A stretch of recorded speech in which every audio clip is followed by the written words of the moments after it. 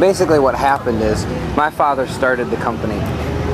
He started College Park Industries, which is a foot manufacturing company. It's now a prosthetic device manufacturing company. So we developed the last 5 or 6 different feet on the market, and we have other projects that we're trying to develop now. And during the process of developing product and marketing to our different audiences, which happens to be people with disabilities, people missing limbs, and people that make limbs, those are really the 2 targeted audiences that we were, going after to market to.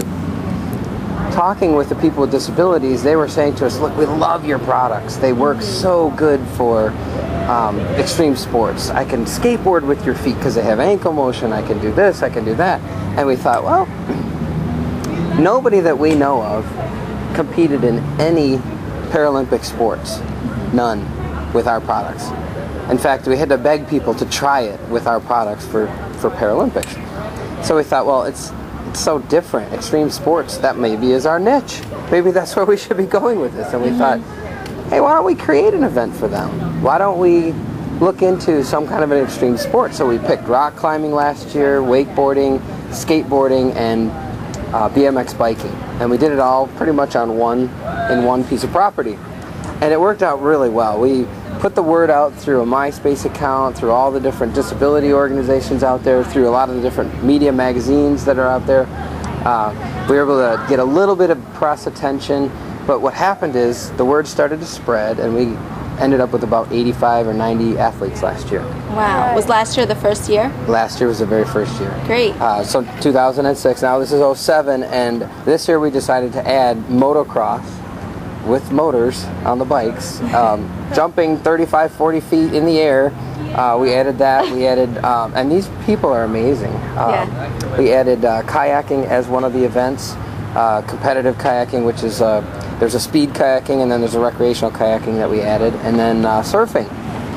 So surfing is amazing because we chose to do it in Typhoon Lagoon, where you actually create your own wave. It's a 6-foot wave that's created, and you get a chance to surf it 5 times, I think. So every 90 seconds they can generate a wave, and now you can get out there with your surfboard. The only difference is it's not salt water, so you sit a little lower in the water. Believe it or not, your buoyancy is different.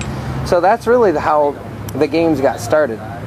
A prosthetic company decided to create the games, and we did this last year for the first time, and now this is our 2nd year. We have 8 events this year. How did your dad come up with this business in the first place? Why feet? Well, my father was sort of like an engineer. He was by trade, he was a tool and die maker, but he was very ingenious, and he owned his own company. And tool and die is basically making equipment and tools and holding fixtures and different devices that make cars. And he lived in Detroit, so it's the Motor City, and he had lots of work, but what he found is that he wanted to do something that really changed people's lives. Instead of just making a door hinge or a canuter valve on a car, he wanted to make something that made a big difference in somebody's life. And he saw a documentary on a foot called the Jaipur foot. Now this foot it's a $28 foot leg system out of India.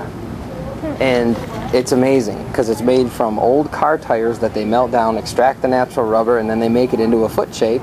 And they send it off to people that live in the area, indigenous people that are in the rice paddy fields, climbing in trees, sitting, doing whatever. It worked great for them, but in the States it was not really created for the right purpose. So what ended up happening, we saw this documentary and we thought, why can't we make a foot here for people here?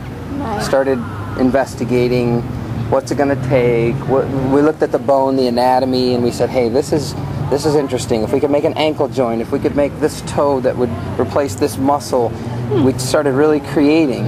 And my father was a very creative individual, and he came up with the first foot called the True Step foot.